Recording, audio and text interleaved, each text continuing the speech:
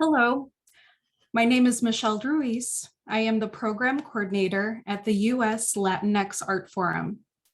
My pronouns are she, her. I am a cisgender Mexican-American woman in my 30s, and I have wavy dark brown hair.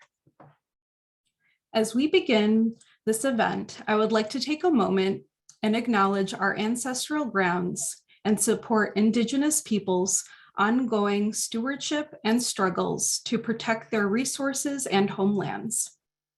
I'm currently broadcasting from my home in Berwyn, which is the traditional unceded territory of the Council of Three Fires, the Ojibwe, Ottawa, and Potawatomi tribes. It's a pleasure to welcome you to Healing, Justice, and World Making, the third installment of X as Intersection, Latinx Artists in Conversation. Since 2016, the US Latinx Art Forum has supported equity in the art world by championing artists and arts professionals dedicated to Latinx art. In 2021, we partnered with the Andrew W. Mellon Foundation, the Ford Foundation, and the New York Foundation for the Arts to administer the Latinx Artist Fellowship. The Latinx Artist Fellowship is designed to address the systemic and long-standing lack of philanthropic and institutional support for Latinx artists.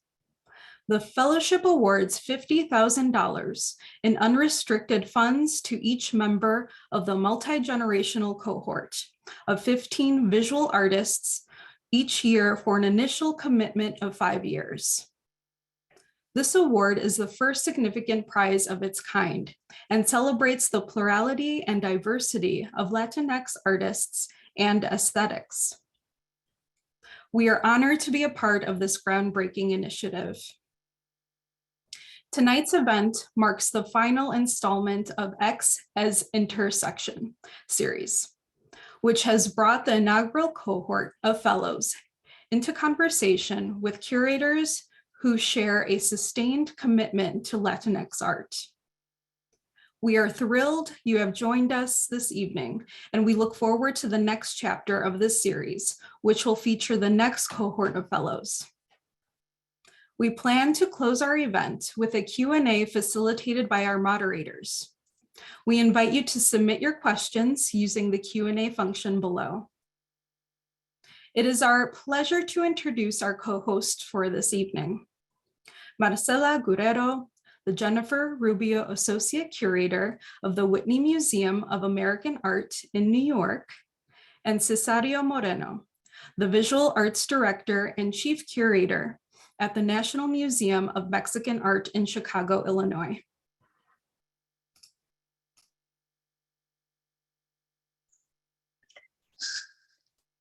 Thank you so much, Michelle, for those words.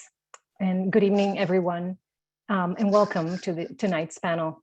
My name is Marcela Guerrero, pronouns she, her, ella. Today, I'm speaking to you from the ancestral lands of the Munsee Lenape, otherwise known as Manhattan. I'm happy to be co-moderating today's panel with Cesario Moreno, who will introduce himself right now. Buenas tardes. My name is Cesario Moreno. My pronouns are he, him, él, and I'm speaking to you from Chicago, the unceded homelands of the Council of Three Fires, the Ojibwe, the Odawa, and the Potawatomi nations. I encourage everyone to take a moment to identify and recognize the indigenous lands from where you're joining us. As we enter the third year of the COVID-19 pandemic, and we witness in despair Russia's invasion of Ukraine as only the latest instance of rising authoritarianism, today's conversation stems from a genuine place of wanting to imagine the world, its past, present, and future, outside colonial and neoliberal frameworks. While we each bring our unique perspectives and ways of being in the world, we're also here united under the banner of Latinx art. Tonight, that means exploring the ways artists create alternative imaginaries that can yield new forms of solidarity with each other and with the planet we inhabit. That is the common thread that brings these artists together, whose practices demand new ways of seeing, knowing, and being in this world. It is with deep curiosity and admiration for the work that they're putting into the world that we want to engage with them tonight. As a way of introduction, the artists with us today are Carolina Caycedo, a London-born Colombian artist whose work contributes to the construction of environmental historical memory as a fundamental element for non-repetition of violence against human and non-human entities. Guadalupe Maravilla, a transdisciplinary visual artist, choreographer, and healer who grounds his practice in the historical and contemporary contexts of immigrant culture, particularly those belonging to Latinx communities, and explores how the systemic abuse of immigrants physically manifests itself in the body. Miguel Luciano is an artist born in Puerto Rico and raised both on the archipelago and in the United States, whose art explores themes of history, popular culture, and social justice through sculpture, painting, and socially engaged public art projects. Vick Quezada is an interdisciplinary artist exploring hybrid forms of Indigenous Latinx history and the function of these histories in contested lands, primarily in the US-Mexico border. Their work investigates liberation as an approach that is rooted in queer and Aztec Indigenous knowledge, histories, and aesthetics.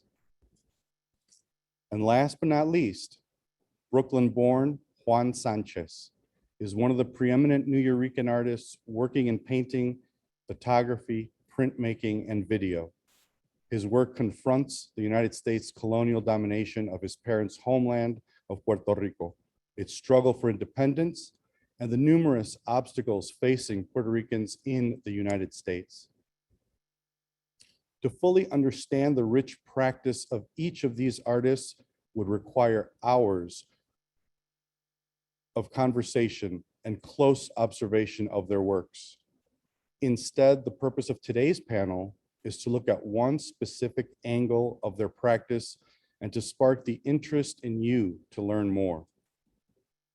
We encourage questions, provocations, and any other way in which you want to express generosity toward the artists or the themes here discussed.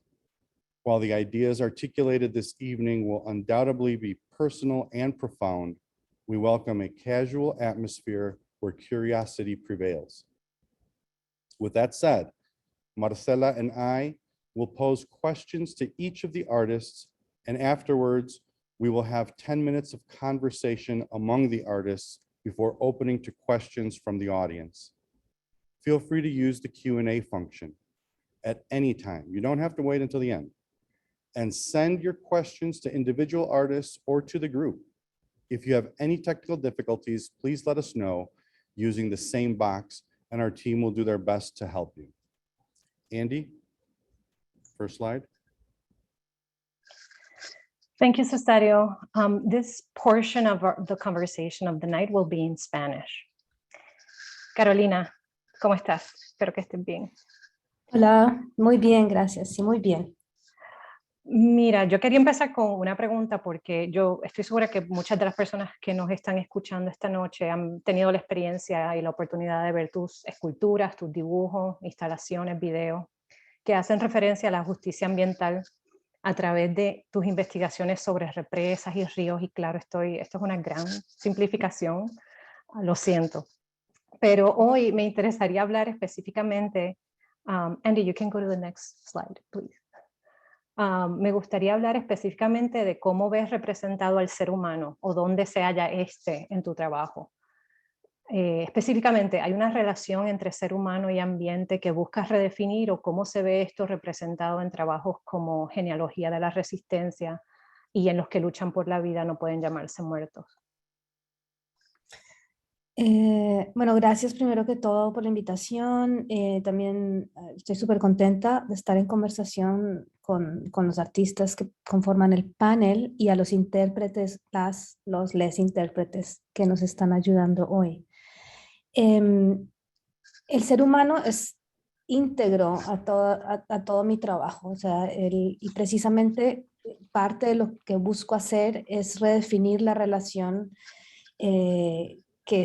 o más bien fortalecer la relación entre ser humano y naturaleza, que desde epistemologías eurocéntricas que vienen del norte, relacionadas con precisamente el racionalismo como epistemología, ha separado históricamente al ser humano de la naturaleza. Y en este proceso de encontrarme, trabajar, alinearme y aprender de comunidades que están en las líneas de frente de la justicia ambiental, que son comunidades campesinas, comunidades afro-latinas, comunidades indígenas de todas las Américas, he aprendido que esa división entre ser humano o digamos cultura humana y naturaleza no es tal precisamente, y que insistir en esa división es lo que nos continúa abocando, y podemos ir cambiando next slide, nos continúa abocando pues a esta crisis ambiental, y que esa división además está en la base del sistema capitalista que pues nos oprime hoy en día, ¿no? Sí. Andy, you can go to the next. Sí, Entonces, iba a decir que esa relación está en, maybe we'll get to the next slide. So, thank you.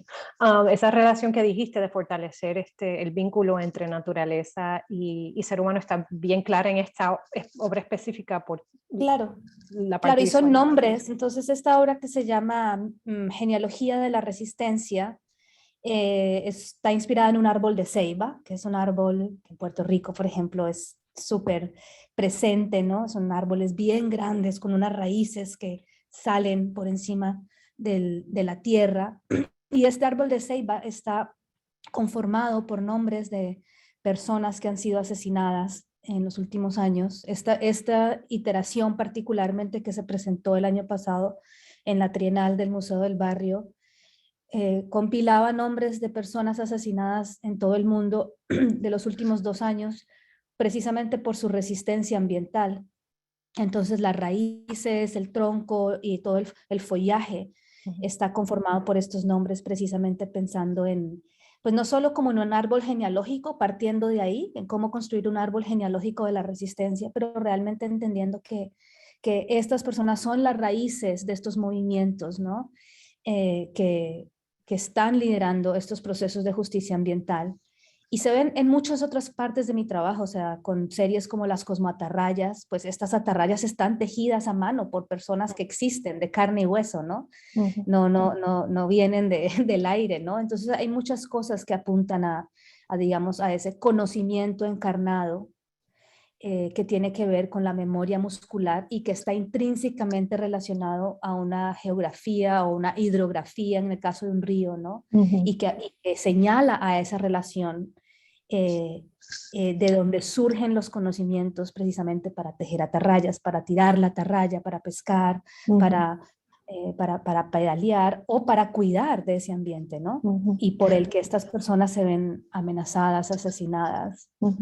Carolina, ¿y cuál es? Sí, te iba a preguntar la relación entre este trabajo y el próximo that we're going to show probably soon. Porque creo que fue en Nueva York, ¿verdad? Estas imágenes son de Nueva York. Sí, el trabajo que vimos antes y ambas pasaron en el contexto de la Trienal, de Estamos Bien. En el anterior trabajo del árbol buscaba mostrar una información y unos datos, ¿no? que desafortunadamente siguen, digamos, escalando.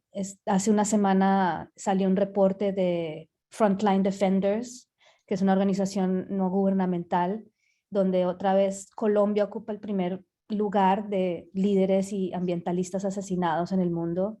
Y cada año este número escala, o sea, por los últimos 5 o 6 años el número escala, y eso nos permite ver que son los ambientalistas los nuevos enemigos del capitalismo, ¿no?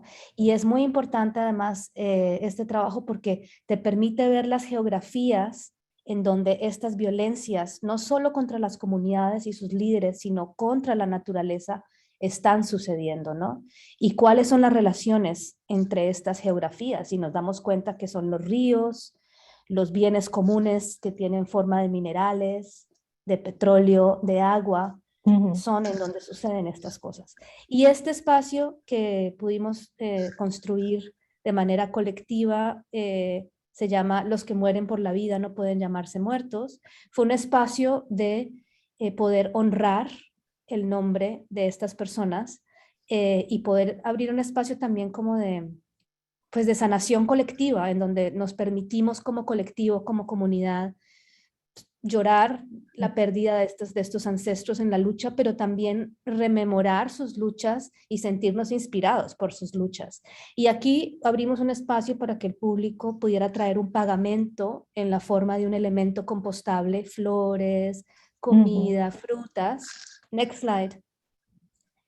Y este pagamento ahora se está compostando en un jardín comunitario en East Harlem que se llama el Sitio Feliz, que es parte de Urban Settlement.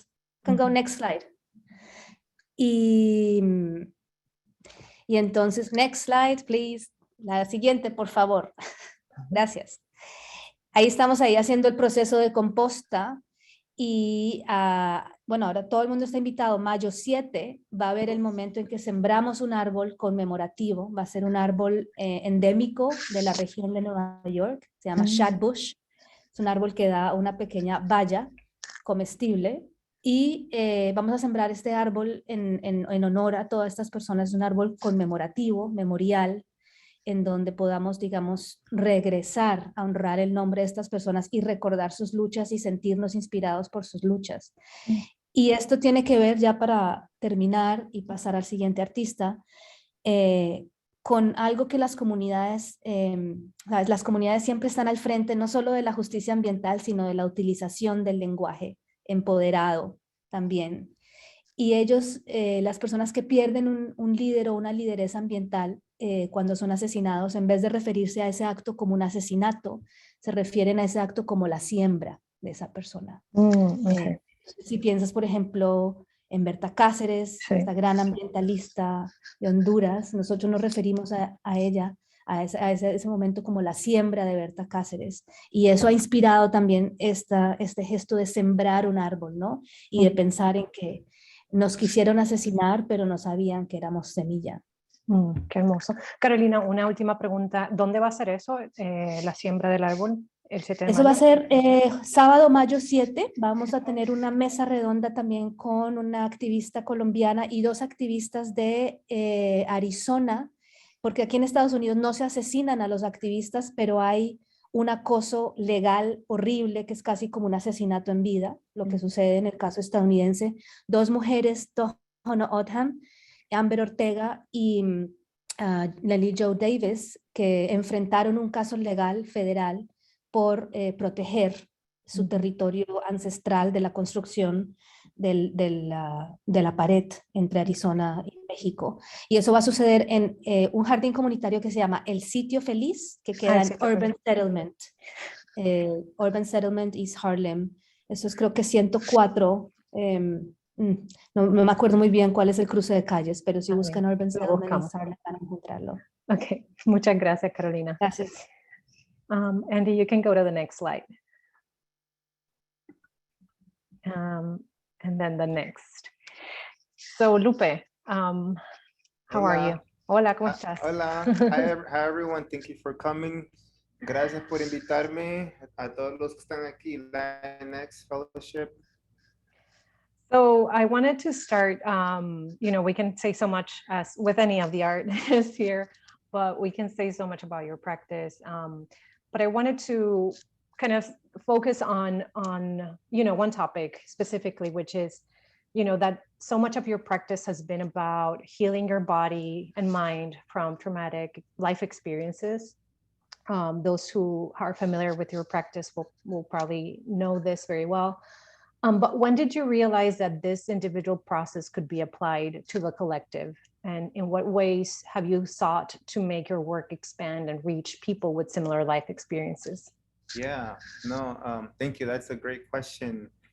I was thinking about this, and like I realized that I always wanted to talk about it. I always wanted to share, but I just didn't have enough experience behind it, right? So not until I had cancer and I overcame it and I started doing all the work, all the healing work that goes with it, that I'm still doing, I still do daily.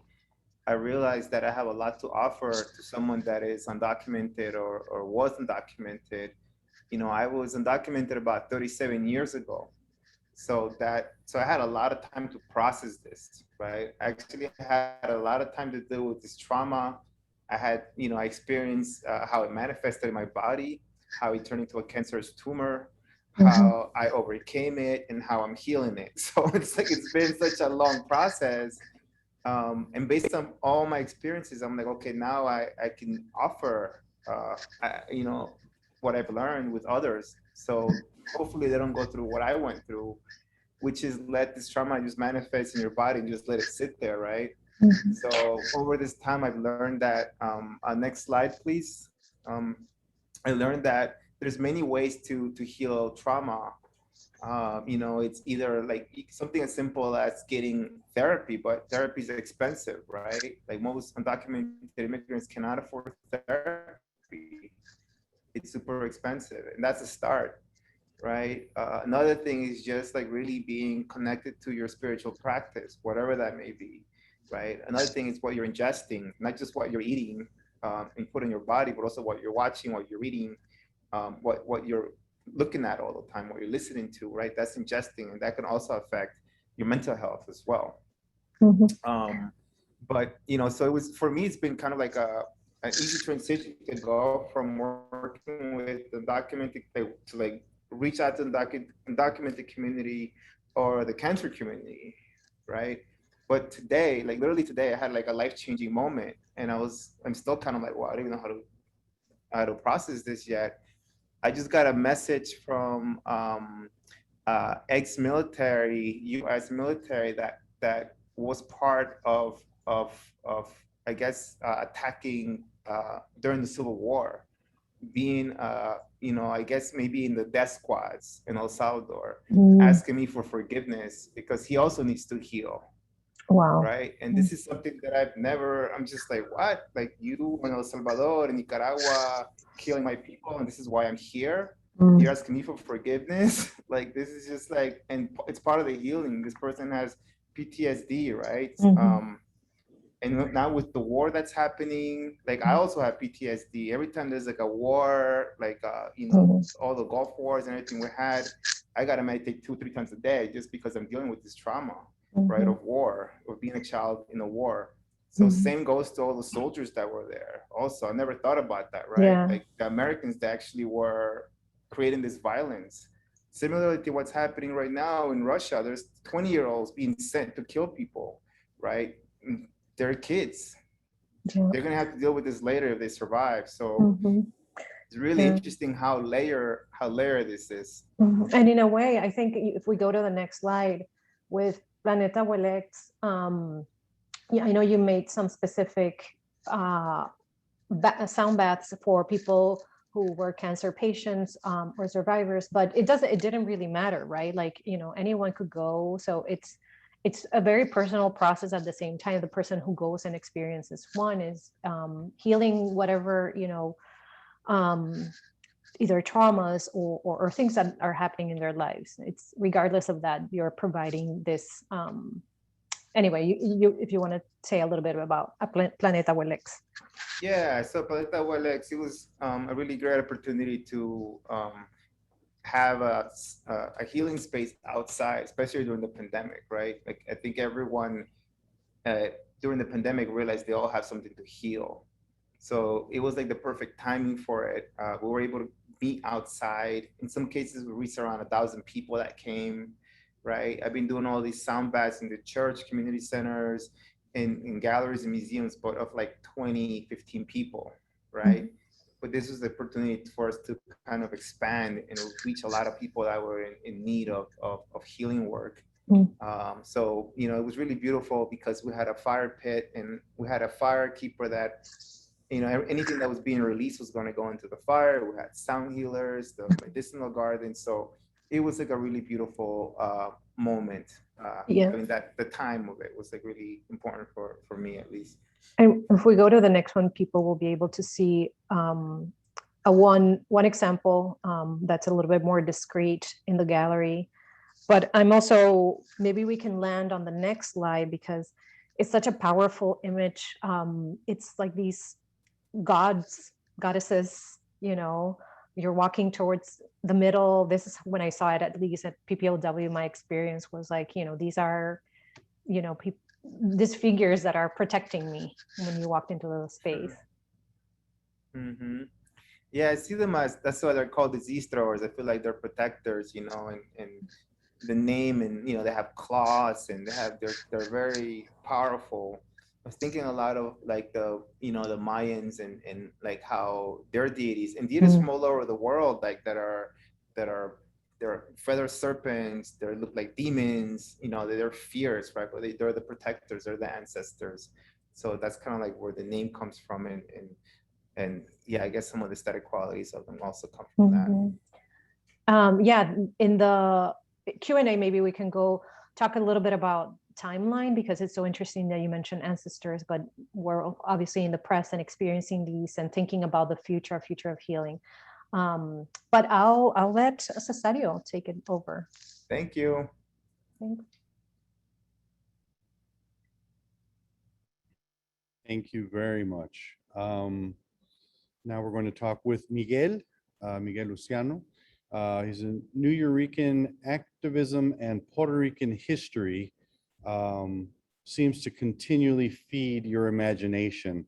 You have your historic reflections on your community. You often use popular culture as a first voice visual language that easily is recognized by por la gente, your community. And if you could please tell us a little bit about how you view your responsibility as an artist in this moment. Explain a little bit about the connection that you have to community organizers and your elders and the challenges that they undertook, right? Could you tell us a little bit about that? Yeah, of course. Thank you, Cesario, and thank you everyone for inviting me to be part of this. I'm so honored to be with this group of artists, really and truly. History is a big part of my work and researching a lot of histories that I never learned in school that I wish I did. And, you know, part of that in this project here on screen was about the activist history of El Barrio, which is the neighborhood I live in. I'm tuning in from East Harlem, and I had the privilege of working with the amazing photographer Iram Maristani, who I collaborated with in this project. And this was really all about his archive. He was the official photographer of the Young Lords and one of the founding members here in New York. And if you don't know who the Young Lords were, they were like the Puerto Rican version of the Black Panthers, radical social justice activists fighting for the liberation of Puerto Rico and really against the oppression of all peoples. So in this project, we put up 10 historic images from 50 years ago at the same location where these histories took place, as a way of reactivating these histories in a neighborhood that's being rapidly gentrified, where our histories are being erased, and really moving it forward for the next generation to understand it, to know it in ways that I didn't get to actually discover until I was much older. So this was a really special project. We can go to the next slide. And this is, you know, really it's fundamentally about our elders and their legacies and the path that they paved for us. So this is Iram Maristani here, the photographer on the left, with Denise Oliver, who is also in the photo. And Denise was one of the leaders of the Young Lords. She was the first woman in the central leadership committee of the Young Lords. And they're standing in front of a photo that he took of her 50 years prior on the same block where the original office of the Young Lords used to be in East Harlem. So there were powerful moments like this where we got to see our elders and young people sort of interact with this history on the street, right? Not in the museum, but literally like sort of in the streets where the history was shaped. We can go to the next slide. And then another aspect of the work was we had the walking tours, and we did oral histories through a lot of walking tours of the project, and also public programs that were about health, food, education, and housing. But specifically, we worked on health and healing as a focus. And so the Young Lords also introduced the first acupuncture detox programs to Lincoln Hospital and to our communities, really like in the early 70s. And so on the left is Jose, who is a dear friend and neighbor, 90 years old in this photograph, having his first acupuncture treatment. And on the right is Luis Bonet, the younger man from Salud y Acupuntura para el Pueblo, the first community acupuncture collective in Puerto Rico, free acupuncture collective in Puerto Rico.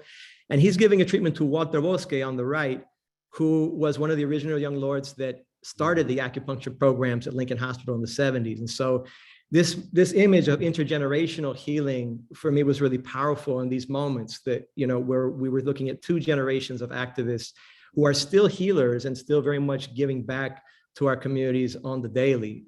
So this was like an event program that turned into a monthly program because the community kept asking for it. Next slide. And then this is a totally different project. This is sort of,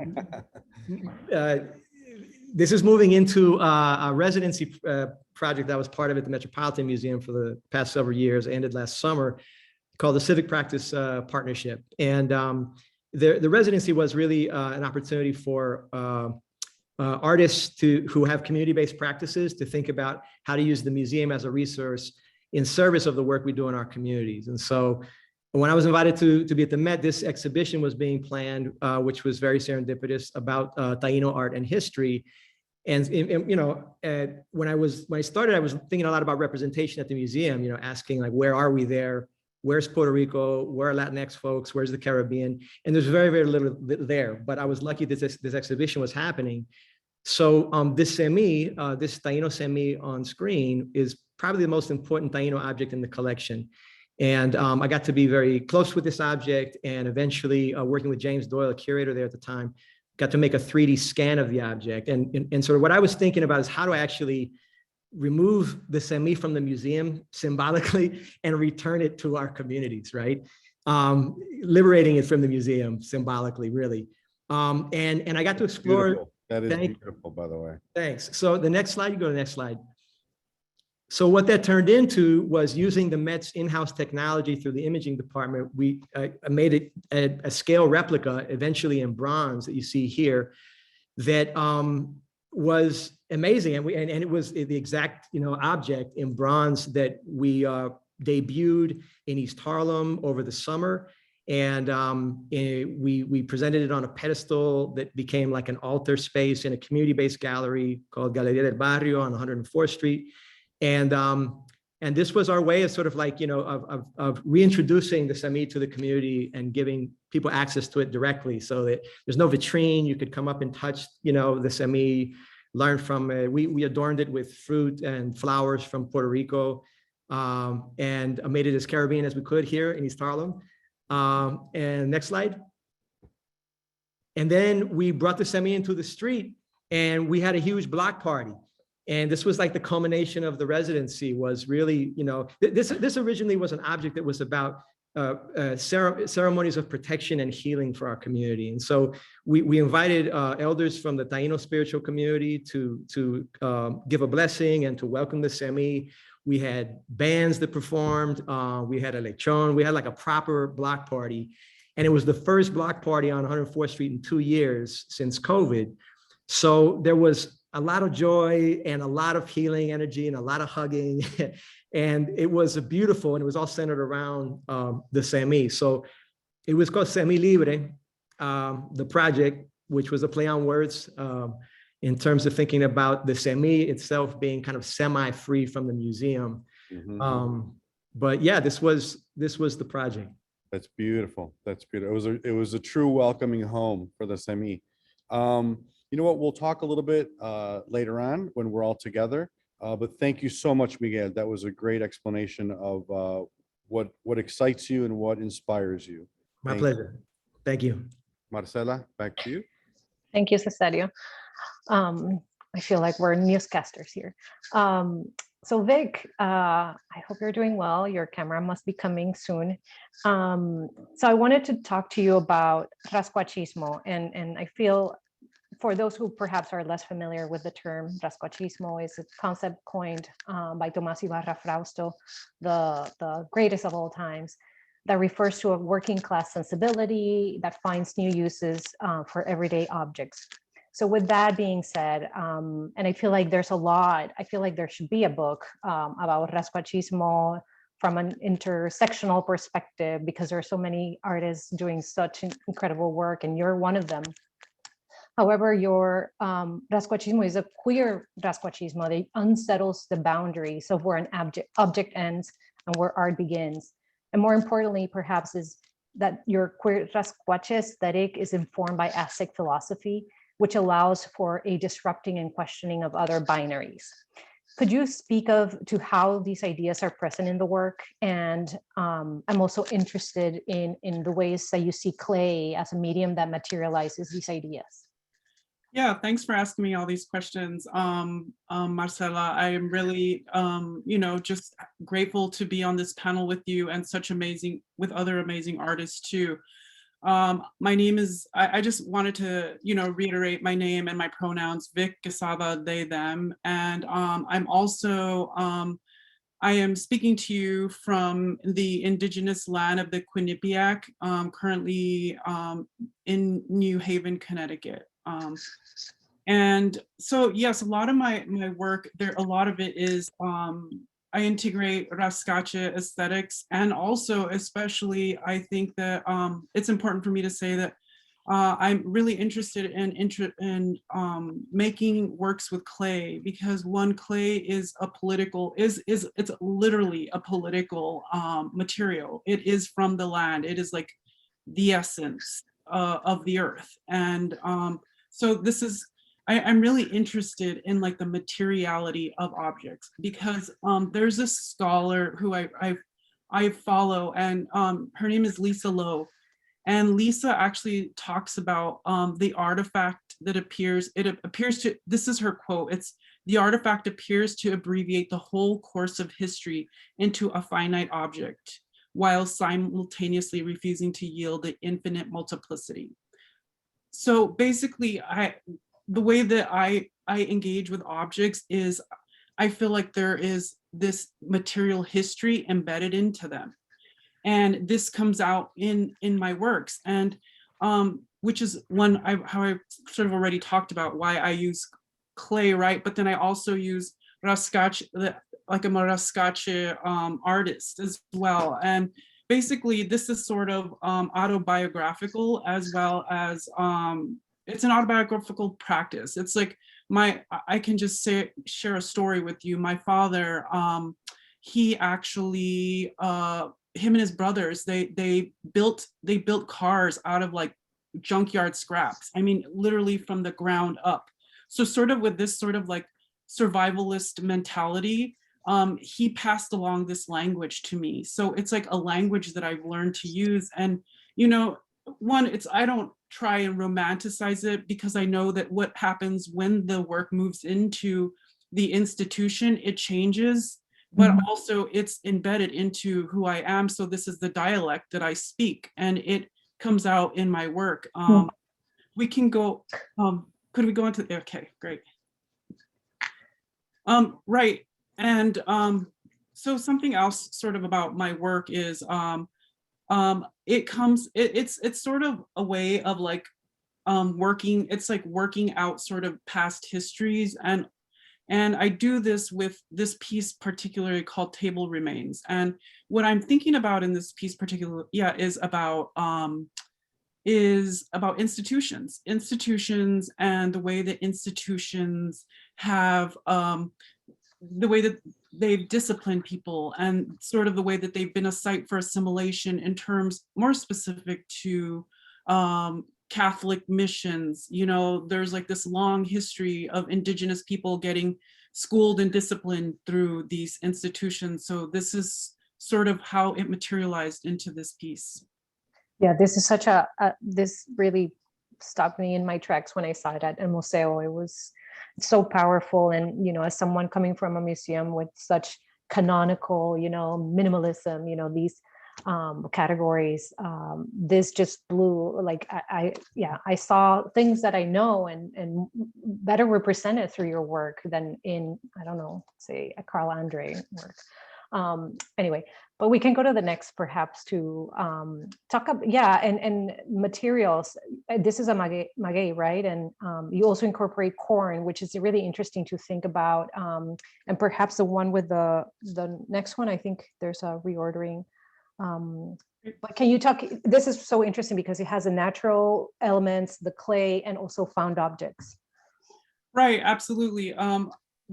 Yeah, there's like this hybridity of objects. It's like, I like to think about it as querying, you know, querying the archaeological. It's sort of like referencing historical past of colonization into the contemporary moment. And it's sort of, you know, there's this, like, the reference here is sort of like sickness and you know, social death, and it's like embedded into the work. It's called 500 Years of Plague.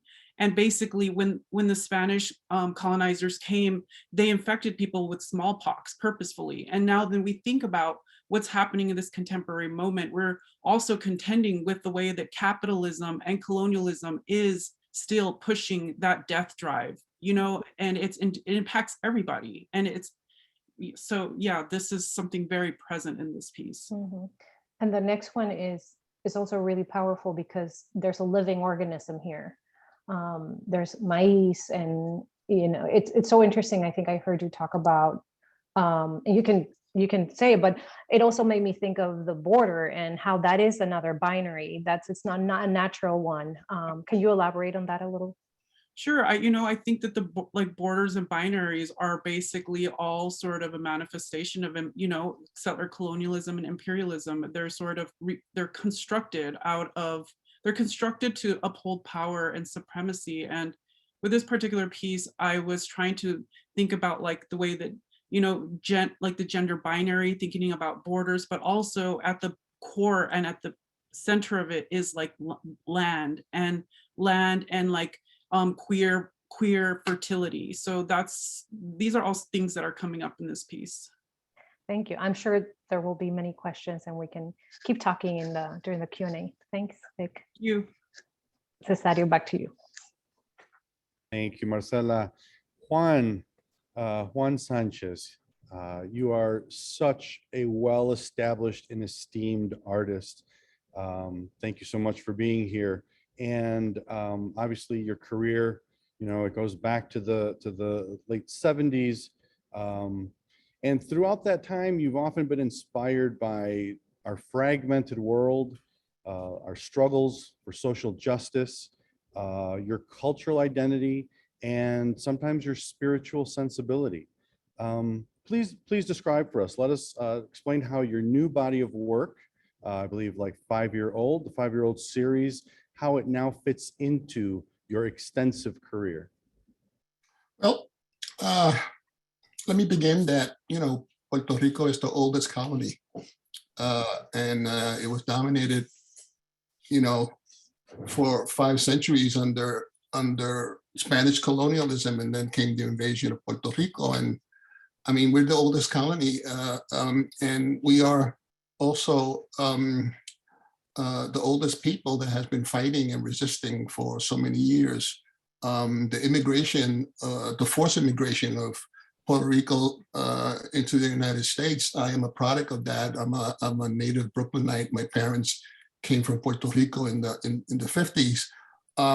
They've been struggling and surviving and working and protesting and producing and living and manifesting themselves in this country, and it's a people along with other Latinos, Mexican American, and so on and so forth, that has always been fighting and going against the grain of a situation that tries to dominate and destroy, and we've experienced genocide and things like that. The communities where I live basically was a Puerto Rican and African American community, and surrounded by such rich cultures. by way of the food, by way of the cultural practices, by way of the very community, the music in the air, what my parents was bringing into the household. All of that influenced me. And on top of that, you know, the kind of activism like the Puerto Rican Young Lords and the Black Panther Party, as well as the Brown Berets and the Yellow Berets. I mean, the Native American, all of that I've been absorbing throughout the years, and that's what has been feeding my work. This new, relatively speaking, this new project that has been going on, it has gone much more further than I expected because it got much more complicated. But the two major images that carries throughout this project is a male and a female figure with the Puerto Rican nationalist flag covering their face. And at first, when I created that image through a drawing, they represented Puerto Rican political prisoners, activists, people who were involved in the Puerto Rican independence movement, above ground and underground. And later on, it became to symbolize us all. The flag covering our face. Can we go to the next slide? Yes, the flag covering our face strips us of our identity, and yet we are people that's moving forward. So this project was, the intention of the project is to do two to three wall and floor installations. And all of a sudden there has been spin-off where I started making diptychs and triptychs, and as well as a 4-panel structures, which is referencing the Tau cross, which is one of the first cross that came out before the other cross surface used for crucifixion. And they also represent a lot of other things. But in putting together this grid, which is what I call a fractured grid, the grid representing the system, colonialism, putting together these fractured grid and each panel being so different, and then putting other layerings, which has a close proximity to my earlier paintings. What you see is the cry, you know, the cry of anger, the cry of despair, the cry of rebellion. And I used the face of a baby and kind of like mirrored it. And that in and of itself derived from a David Siqueiro painting called El Eco. So these pieces, again, going through history, next slide, please. Going through history also talks about, you know, the underground movement like the FLN and the Macheteros, but it also celebrates life. Like the image on the right side of the slide is an image in homage to Ana Mendieta, a Cuban artist who died tragically in 1985 and was a dear friend and also a mentor. So in a way, these images become not only a tracing of history, but it also becomes a form of resurrection, where you bring in the history of people who died in the struggle, who spent many years in the struggle. People like my mother, who worked so many years in the garment factory, and like her became ill and died off with the dream, with the hope of coming back to the island. Next slide, please.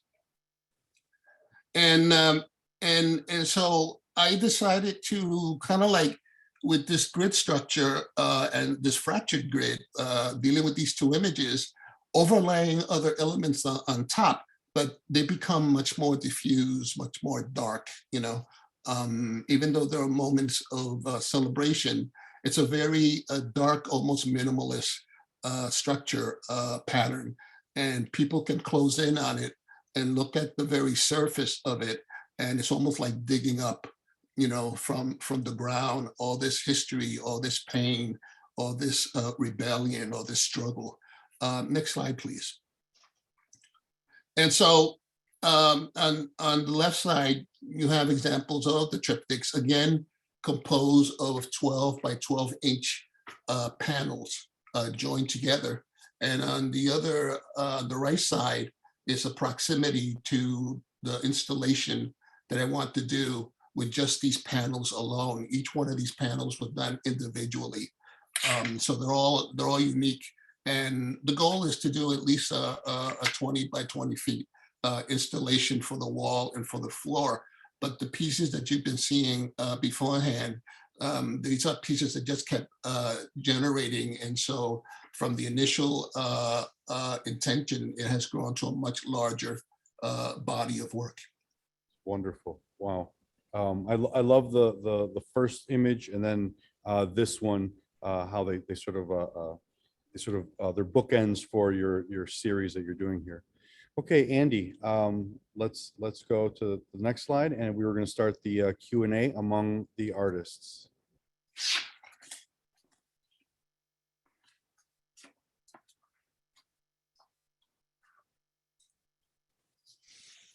Well, maybe I should begin. I do have a question for you, Carolina. I think what's really interesting about your work, and of course, it seems like all of us addressed it in some form or another in terms of, people being disappeared, people being, assassinated, so on and so forth.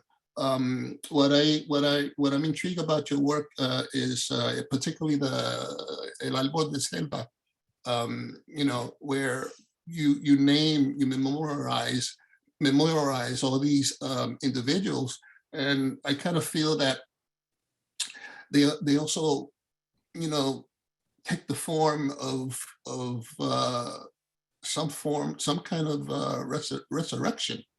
And I was wondering if there's something that's in your mind, to memorialize these people, to bring memory, and to bring these people to the surface. I kind of feel that it's also a form of resurrection. No lo había pensado así, pero definitivamente la construcción de memoria es importante en nuestros países, en Latinoamérica, sobre todo países como Colombia, donde, sabes, la guerra armada está tan enraizada hace décadas, ¿no? Y somos generaciones quienes hemos crecido en estas violencias, ¿no? Y no solo violencia contra el cuerpo humano y las comunidades, pero contra la naturaleza también, ¿no? Y eso es lo que he aprendido también a través de la colaboración y de insistir en nombrar estas personas que son violentadas, ¿no? Que son sembradas. Es que cuando hacemos memoria histórica, o en este caso memoria histórica ambiental, se convierte en una herramienta muy poderosa para los sobrevivientes, para las víctimas, de reclamar justicia, de exigir unas reparaciones también. Y en ese sentido, de pronto el término de resurrección y reparación podríamos extendernos en pensar cuáles son, ¿sabes?, sus puntos de encuentro. Pero me gustaría pensar más en términos de reparación, ¿no? Y de cuáles son los pasos a seguir, y definitivamente hacer memoria histórica ambiental es un primer paso para exigir reparaciones, ¿no? Y al recordar estas violencias, pues abrir un espacio para que no se repitan. Entonces ese es un poco también el objetivo de visualizarlo, ¿no? Y hay una visualización, hay un proceso de visualizar, porque a veces tenemos esta información, y si ves, por ejemplo, el informe al que me refería, tienes la lista de nombres, pero creo que ahí como artistas nosotros tenemos una labor, ¿sabes? Que sabemos cómo construir imágenes que puedan generar empatía, y al poder visualizar esto, y sabes, como que genera un impacto diferente, ves todos los nombres al tiempo, dices, wow, son tantos, ¿no? Que es como la reacción que normalmente recibo del público al ver este trabajo. Gracias. I have a question for Miguel. But before we start, I just want to say you have the best hair I've seen. Come on, wow, this guy, he's got the hair game down. I just wanted to I wanted to ask you about your process about reaching out to the community, and how do you bring them together, and how do you explain to them what you're doing? Like, how do you explain to them they're bringing this, you did a 3D scan of this Taino object from the mat and rescanned it and made it bronze, and you're showing and you're having a block party. Like, can you talk about that process of how do you communicate with the community? Sure. Thanks for asking, Lupe. And that was this was a new experiment, really, because the whole project of trying to see if I could actually produce a replica with the Met was an experiment, and sort of having transparency about what I wanted to do. And I got lucky to work with a curator that was really supportive. And when we showed it in the gallery, we promoted it locally, and social media channels, but ultimately it's in the gallery on view, and anybody could come in to see it. So the word sort of traveled locally, but on the day that we presented it in the street, we announced it basically beforehand on the day of, and had a ceremony. And so we invited this Taino spiritual community in a Vejique, a shaman from this community, Miguel Luciano, who created an altar in the street and gave a blessing, and created a context for a way to welcome our ancestors into the space.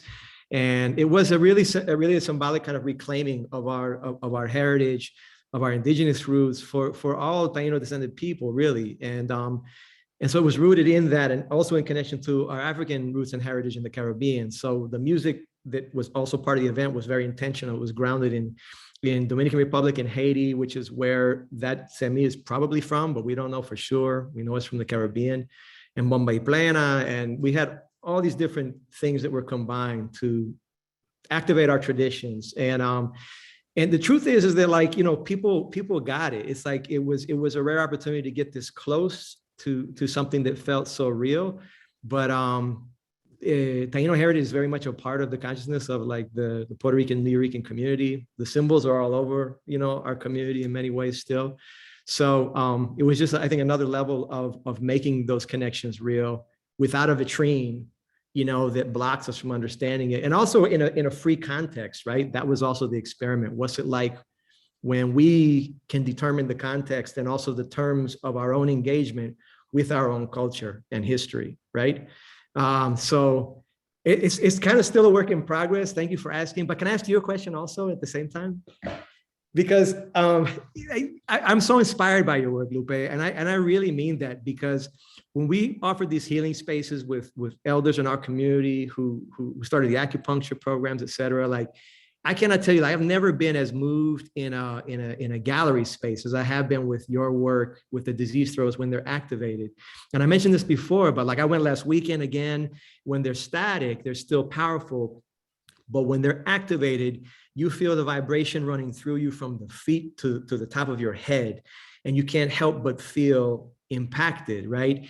And so I just was wondering, when did the practice of sound therapy and sound baths and that kind of cleansing in your own practice kind of transfer over to the objects and the artwork and sort of become all the same? Yeah, that's a great question. It's like I always felt sound was a big part of my practice. Even before, when I had the ghetto blaster on top of the headdresses and so on, right? So sound was always a big component. But that was just like my intuition connecting to sound. But I really started understanding sound after when I had cancer and I was working with curanderos and shamanes and brujos, and everybody was doing sound, right? Using plant medicine, but also sound. And I really started to understand vibration and sound, and whether it's someone singing or playing a flute, playing a harmonica, playing a drum, gong, whatever, right? It's the vibration. And that's when I really started to really understand how sound is medicine as well, right? And then I also started to understand how it's always, for me, it's always been I think work the healing aspect of what I do, what I believe in, is tied into the ancestry, right? It's communal healing, right? Like shamanes, they always work in groups, right? So that's always been part of it. So sound spreads, right? So whether it's coming from the shaman or someone playing the drums, flute, whatever, sound just really it really helps you to transcend to another place, and it starts the healing process, right? So vibration is it's so significant, even to the point that I'm actually working on a performance that hasn't been announced yet in New York City for July, that I'm doing just sound, lights off, performing just sound, vocals. You know, my work is really rich visually, but this time in the dark, right? It's going to be about listening. So because I feel like I've gotten to that point with that I understand sound so much that I don't even need the visuals right now for these new ones that are coming. And this is just, I haven't made a performance since the pandemic started. So it's like, wow, what have I learned from then? I've dove really deeply into sound over the last 2 years. So I'm just gonna keep going with it. Beautiful. Please let us know. Yeah, please. Yeah, no, yeah. Thank you for asking. Of course. So I have a question. I have a question for Juan. Okay. I also had a question for you too, but okay, great. So I was looking at your work, and you know, it really like reminded me of retablos, but also not just a retablo. It reminded me, for me, it was like a devotional experience when I was looking at your work. And when I saw that there was multiple sort of like it was like visual, and there was multiple senses in there, visual, and also like you had to read, you know. And I really like this passage that you said. It's cuando todo ser humano tenga pan, tierra, salud y la bendición de vivir de una poema del corazón. This is what sort of struck me in a way that it was a devotional experience. So I just, and I read there was like some autobiographical mentions of things that you know, that could have sort of led you to make these sorts of decisions. Could you tell me more about this in your work? well, I think a lot of it has to do with the home that I was living in. My mother bedpost had an altar, and one of the furnitures, one of the tables in the living room also had an altar. She was building and assembling altars with candles and images of her favorite saints and rosary, and there's always the Bible that's open, you know. And interestingly enough, money is in between the pages.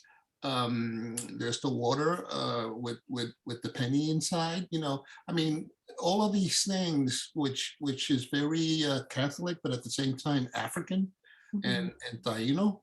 You know, that was my surrounding. And so when I started composing, when I started assembling my images, especially when I started doing collage, they have taken on like a shrine altar-like quality, and that has evolved, you know, to the point where with these recent work, I'm going back to that again, you know. And yet it was a formal decision, but when I started looking at the work, I say, I'm going back to that kind of structure, which, you know, kind of like reminds me of what Richard Serra was doing with his minimalist painting, where it's just a solid color, but then the different shapes, you know, and the shapes in itself resonates meanings and signifiers. And that's something that I'm very involved with. But it's the very environment that my mother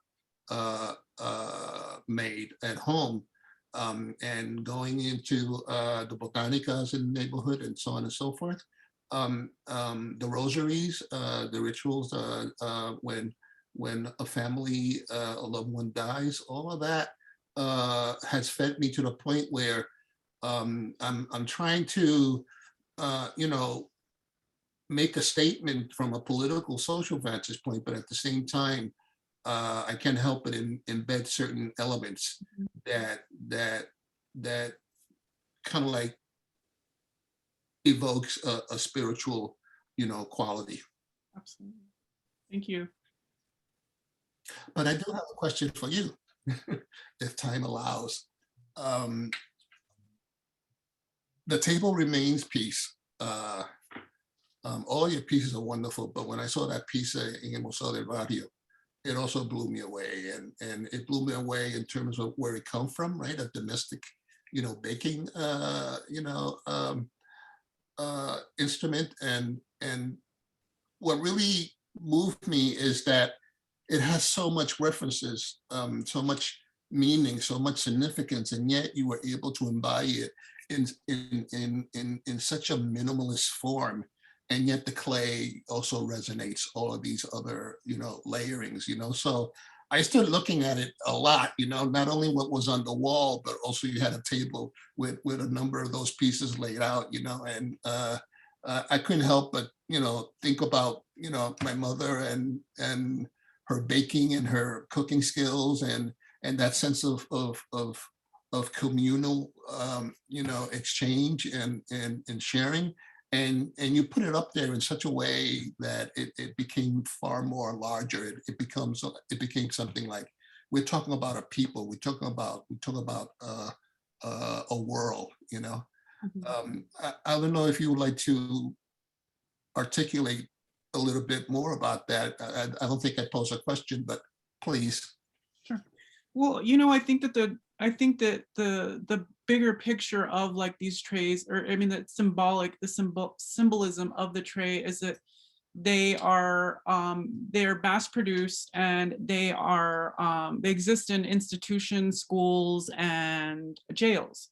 And I think that there's sort of this like thinking about like how these places they've disciplined people of color. I mean, I think if we think of it's broad where how this is actually happening. You think about like the prison to school pipeline, you think about the carceral state. I think that it's just like it hits a lot of marks because these are sort of tools that have been implemented by the settler state.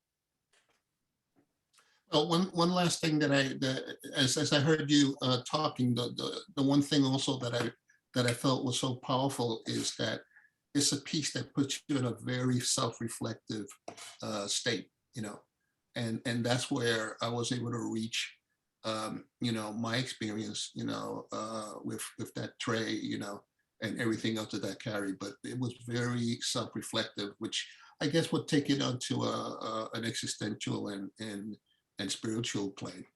Thank you. Thank you.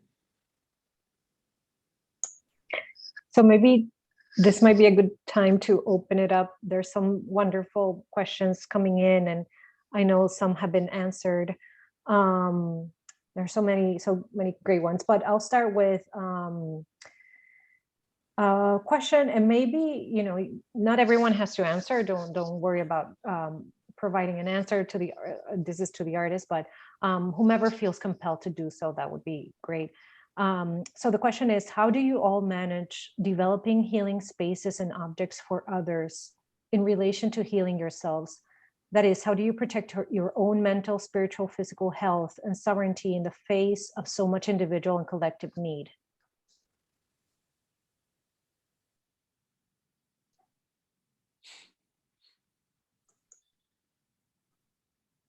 I can answer that one. I think that I feel like there's like this huge like push for like, I mean, it just almost feels like it's commercialized, like the idea of self-care. But I think that at the root of self-care, there's like there are these ancestral practices of of like eating well. Like this is sort of something that I heard Guadalupe talk about, is like eating well, just and making community bonds, right? Like, and then having like I like just carving time out where you have these like meetings with people who are in similar like groups with you. I mean, yeah, you have to like take care of these things in order to sort of be able to continue working with other people, right? So it's like, yeah, I think that that's sort of just a short and simple answer. I think something that Guadalupe mentioned is, well, actually elaborated on, is how sound affects you, physically, psychologically. I believe in the power of the word, and sometimes, well, oftentimes we use words that has negative effects on us, and it has an impact in terms of self-esteem and our perspective and so on and so forth. And so I've been working on that for a long time. I've been working in terms of how I think, how I speak, what I hear, what I listen to, and so on and so forth.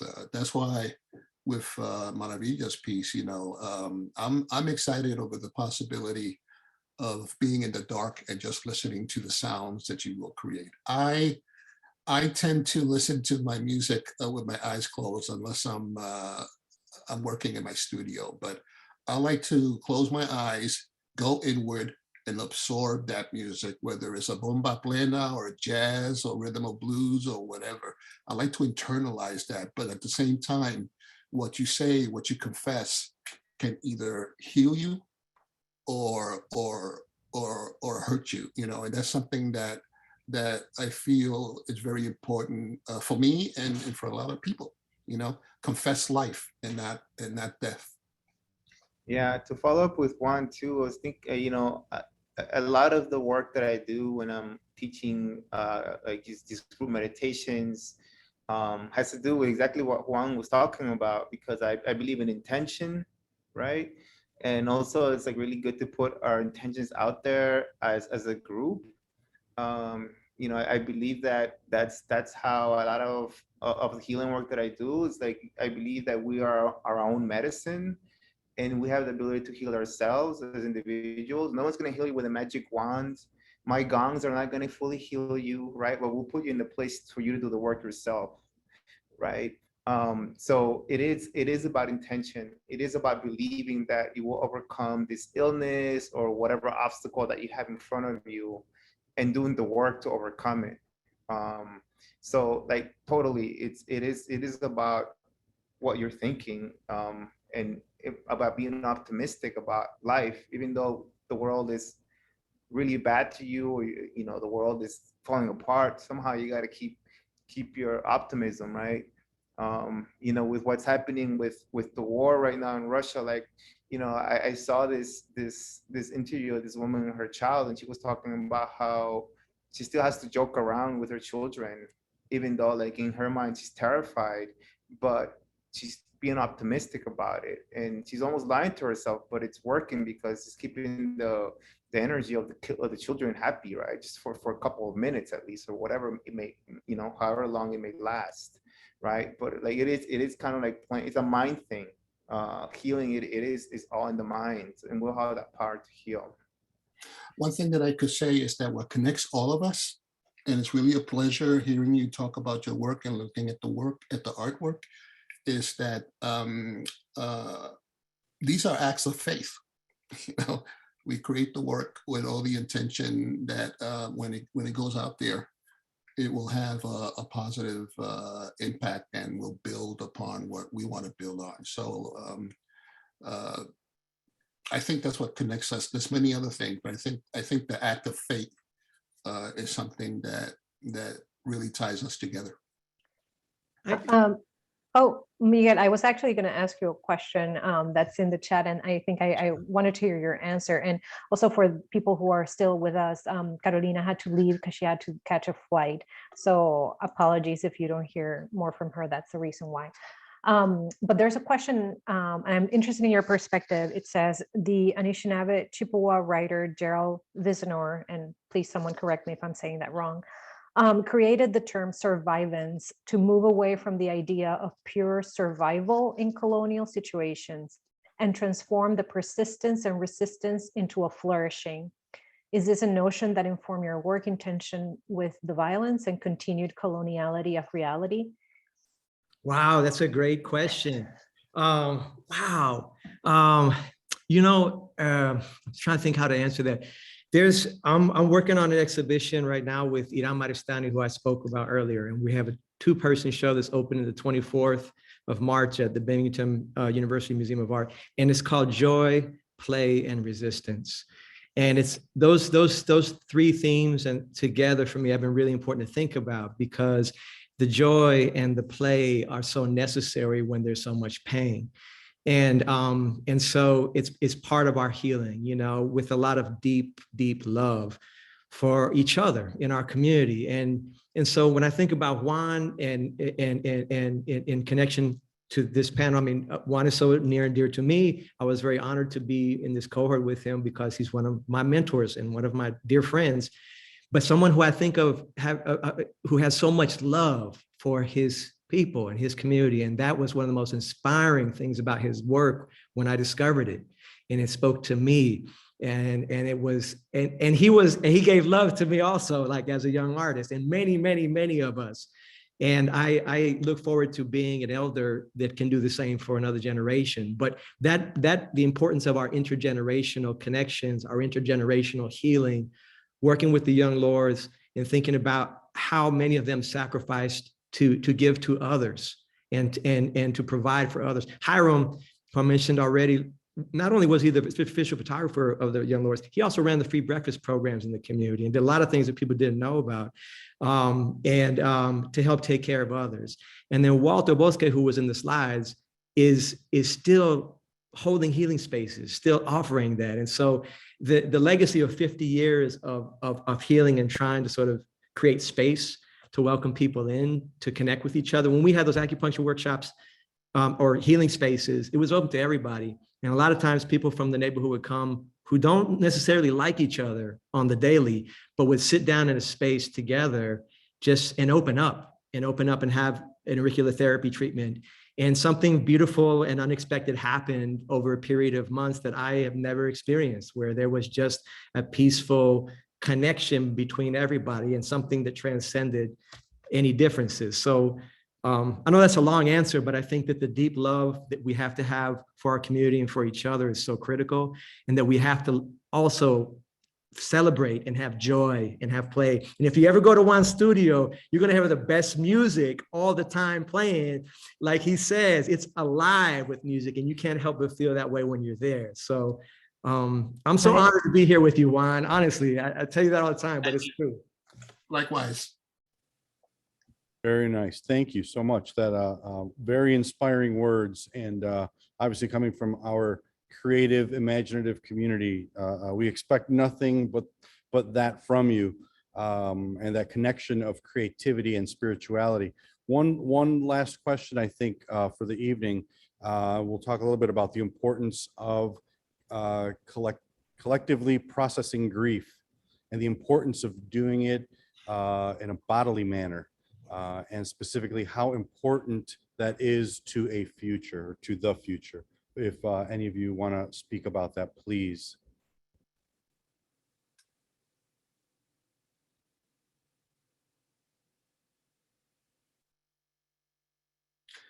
I think there's been so many examples that has inspired me in terms of what's been going on, the struggle and the battles, and people moving to make society a better world in this country, all over Latin America, Africa. I mean, people, regardless of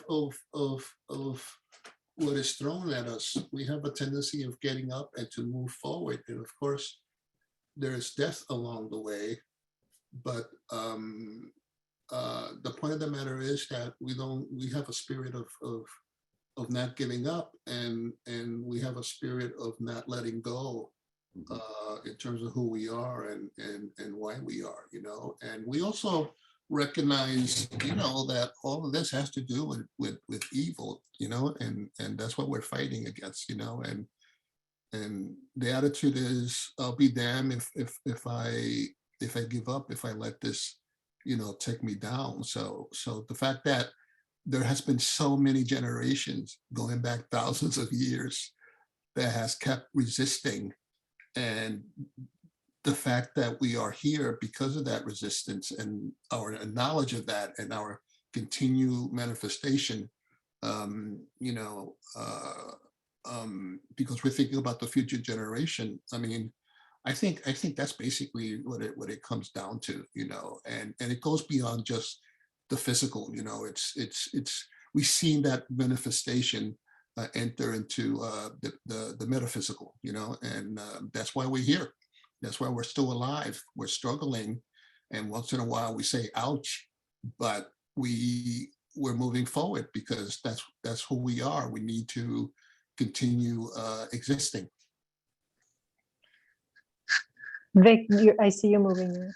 Yeah, something that Carolina said earlier that kind of still is, I'm thinking about is like, you know, we have a social responsibility as artists, like, because, you know, we are able to create objects and create, you know, these like our own collective experiences manifest into our work. So it's like sort of the process of animating history, so that we can sort of situate where we're at right now, but it's also sort of like future making, it's like queer utopia, and it's just like alternate ways of understanding. So this is what the responsibility of artists are. At least this is what my understanding. And yeah, so I think that all of the works today are doing that. I think they're interrogating, you know, history, but they're also sort of contending with like, you know, what's like how we are our own personal experiences, you know, integrated into that. So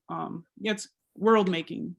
Yeah, that was incredible, an incredible way to end this evening, reiterating that the stakes are high, and that you manifest this through your work, and it's really, we're indebted to you.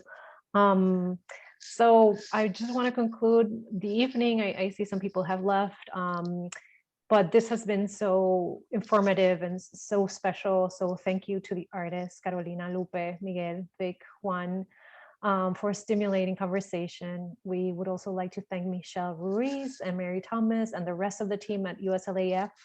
Our deepest gratitude also goes to the person running the show behind the scenes, Andy Hawks, as well as to the rest of the Whitney team, Megan Hoyer, Caitlin Sullivan, Jackie Foster, Casey Betts, and Caroline McKinley, and the team at the National Museum of Mexican Art, Barbara Engelskirchen, Fel Moranga, and Marina Alvarez. Big gracias to Colectivo Babilla, Cristobal and Pau, for their interpretation, and to Francisco Philibert and Bonnie Rothermel for the live captioning. And last but not least, thank you to the Ford Foundation and the Mellon Foundation for supporting the work of Latinx artists and workers. Good night, everyone, and thank you for an amazing evening. And to my co-host, Cesario, thank you. Buenas noches. Thank you so much.